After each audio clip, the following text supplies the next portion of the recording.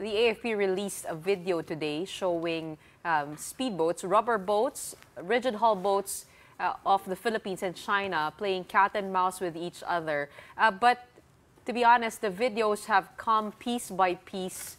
Can you give us a big picture, or can you give us the full story of what was happening out here in mid-May? On May 19th, the Armed Forces of the Philippines conducted a resupply mission via airdrop. So with this, you can see in the video that the Chinese tried to take hold of the provisions that were intended for our troops in Ayungin Shoal. Okay, Colonel, can you give us some more context? Ang dami kong tanong actually. First off, is this in a reaction to the video that China first released, showing the other side of that confrontation according to their narrative? Also, how often do we do airdrops? I know we talk about this, but we have not seen these videos. So, marami po ba kayong hawak ng mga gantong video? Lahat po ba ng mga resupply missions nowadays dinodocument? How much videos do you have that we haven't seen? How often does this happen? Can you set the context for us, Colonel? To put things into perspective, yung atin pong mga ROREM missions, regular po natin kinoconduct yan. Not only in Ayungin Shoal, but all the other features that we have within the West Philippine Sea and our exclusive economic zone.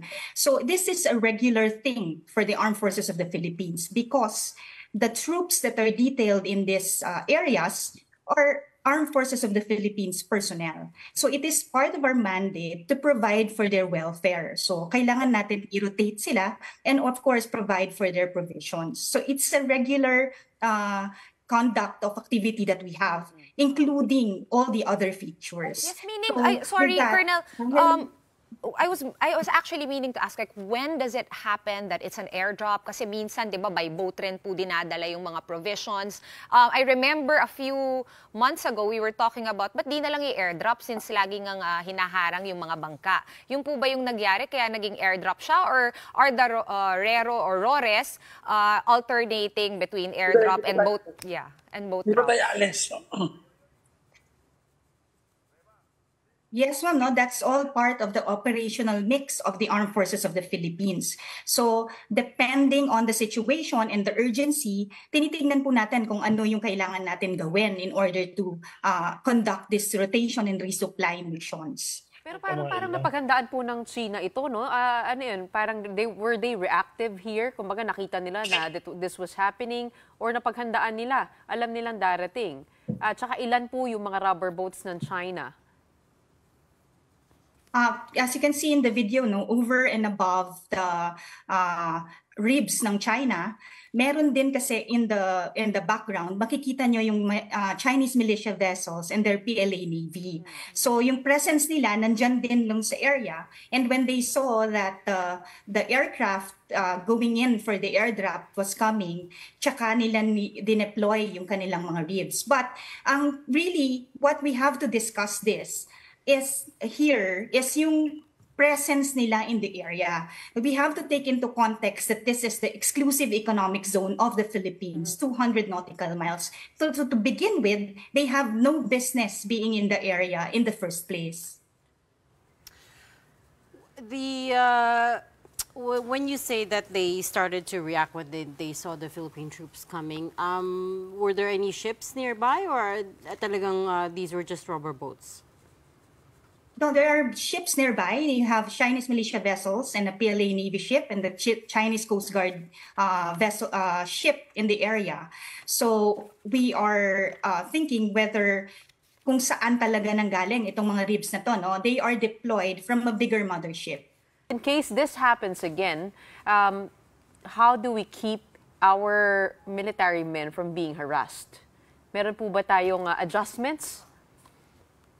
So for the side of the Armed Forces of the Philippines, we are exploring other strategies so that we can safely and successfully conduct ROREM missions without the interference of the CCG. Kung makita nyo nga, ma'am, part ito ng operational mix nga natin, atong airdrop, kasi nakita na natin how dangerous it is when we do our by sea, no? So, but ginawan pa rin nila ng paraan para maagaw ito, and nakita naman po talaga natin na pagkain talaga yung laman ng provisions, no? And there was now even no need for them to throw it back to the sea. Kung talaga BRP Sierra Madre, meaning of course hindi naman ganun ka-perfect yung airdrop, so pag nalaglag talagang hahabulin nila.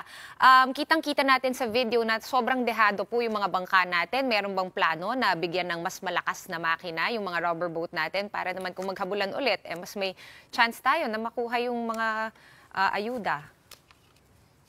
Yes, ma'am, no? This is all part of our ReHorizon 3, our modernization projects. Ito po, galing ito sa LS57 nga.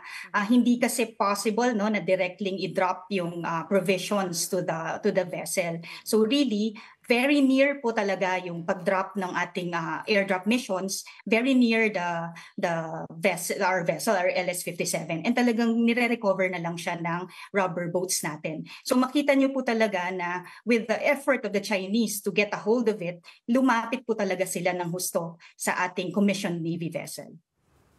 Parang lang ipalayok sa children's party. Yung para pag nalaglag, uunahan.